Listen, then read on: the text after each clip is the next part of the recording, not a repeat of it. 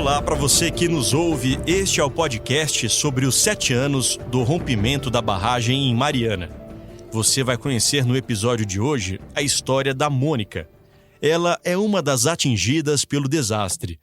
Mônica morava com a mãe, hoje com 65 anos, em uma casa em Bento Rodrigues, povoado que foi devastado pela lama. Naquele 5 de novembro de 2015, um tsunami de rejeitos de minério destruiu tudo o que estava no caminho. 19 pessoas morreram soterradas pela lama. No dia da tragédia, Mônica e a mãe não estavam em casa. Mônica, hoje formada em Direito, na época trabalhava em um consultório odontológico. Quando voltava para casa, parecia não acreditar no que via. Porque a gente ficou um tempo na estrada, sem ação, sem saber o que fazer.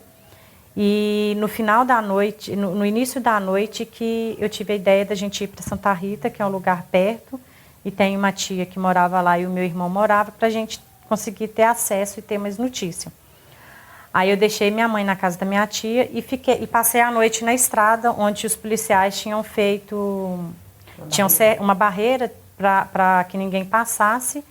E no dia seguinte, quando foi por volta de 5, 6 horas, quando começou a clarear, que eu subi numa parte alta, que eu fui ver, e exatamente a visão que eu tive foi a visão de onde era a minha casa, que eu fui ver e entender de fato o que tinha acontecido. Foi naquele momento que eu vi que eu não tinha mais casa, que eu não tinha mais nada. Mônica e a mãe moram em um apartamento no centro de Mariana, alugado pela Fundação Renova, entidade que representa a Samarco e que gerencia os projetos de reparação aos atingidos. Ela lamenta não ter mais contato com a terra. A gente tinha pés de laranja, de mexerica, de carambola, de caju, de condensa, de abacate, tinha verdura, tinha legumes, tinha as flores. Lá a gente tinha vida, porque aqui hoje a gente não tem. Além do aluguel pago pela Renova, Mônica recebe o auxílio emergencial. Ela diz que até hoje não foi indenizada. Até hoje a gente não foi indenizado, já tivemos várias reuniões com a Fundação Renova, né? Com a FNE, que é o programa de indenização, mas a Fundação Renova tem um monte de coisa que a gente perdeu, que ela não paga, e os valores que ela tá propondo de pagar é muito irrisório, não justifica, sabe? O que eu entendo é que, além de ser um valor muito baixo, eu não acho que seja justo, né, quem cometeu o crime colocar preço, né, nas coisas que a gente tinha, porque as coisas que a gente tinha, a nossa vida, ela não estava à venda. Em 2018, a Fundação Renova começou as obras no reassentamento Bento Rodrigues. O local fica a 10 quilômetros do povoado, devastado pela onda de rejeitos de minério. Mais de 200 casas serão entregues a partir do ano que vem para as famílias atingidas pelo rompimento. O projeto de cada casa é feito de forma participativa, ou seja, são os próprios atingidos que escolhem como serão as suas novas casas. No entanto, há mais de um ano, Mônica tenta concluir o projeto da residência dela. O atraso tem um motivo. Na origem, a gente tinha os cômodos grandes e a Fundação Renova, no reassentamento, está colocando os cômodos muito pequenos.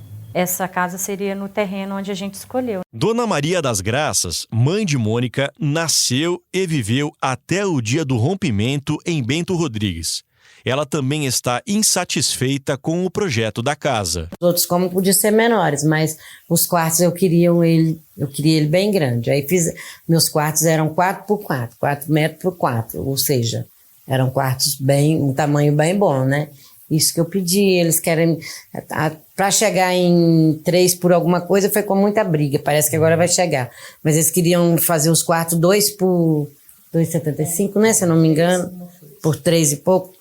Aí é um quarto que se você colocar uma cama, você não pode colocar um guarda-roupa. Mônica diz que o modo de vida dos atingidos não foi devolvido. Quando você chega no reassentamento, que você vê aquelas casas lindas, maravilhosas, né?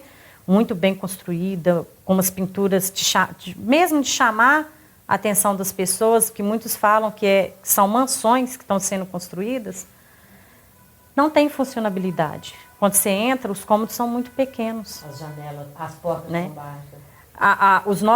Os terrenos, você vê uma grande área verde, mas tudo em barranco, não tem como você plantar.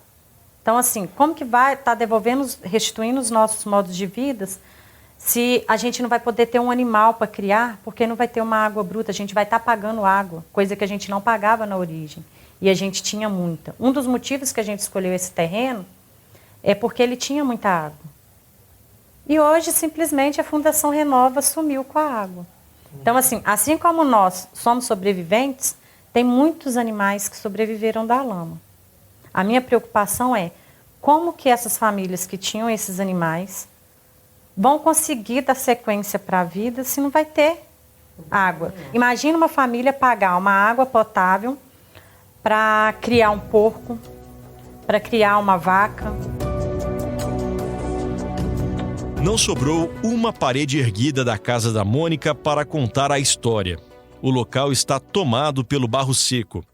A única foto que Mônica tinha do pai, que morreu quando ela tinha apenas 7 anos, foi levada pela lama. Para eu lembrar da fisionomia dele, eu tinha que pegar essa foto. E hoje eu não tenho mais. Hoje eu não tenho mais, porque a lama levou.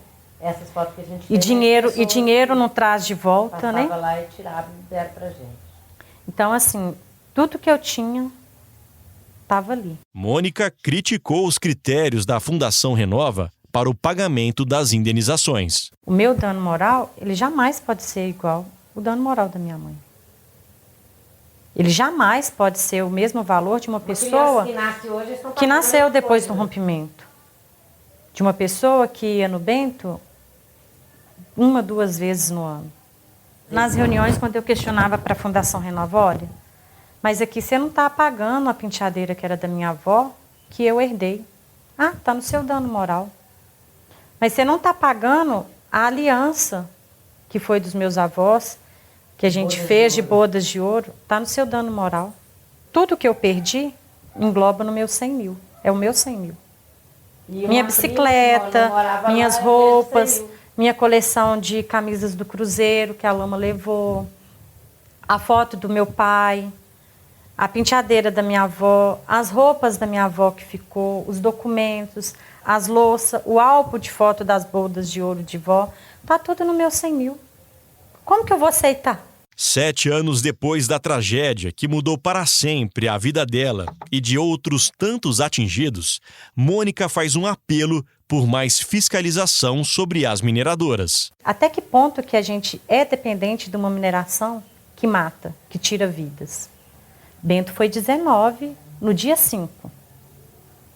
Nesses 7 anos, nós perdemos mais 47 moradores. Nesses 7 anos, que quando você olha a causa, tudo tem a ver com o rompimento da barragem. Tudo tem a ver. Porque se a pessoa adquiriu uma depressão, não foi à toa. Se a pessoa morreu de coração, não foi um problema que surgiu do nada, né? Não foi um problema que surgiu do nada. Então, tudo tem a ver com a mineração. Nós não precisamos dessa mineração predatória, essa mineração que mata. Enquanto não mudar as nossas leis e a forma de agir, a mineração ela vai existir e ela vai continuar matando. Matou em Brumadinho, Bento não foi o primeiro, Brumadinho não vai ser o último.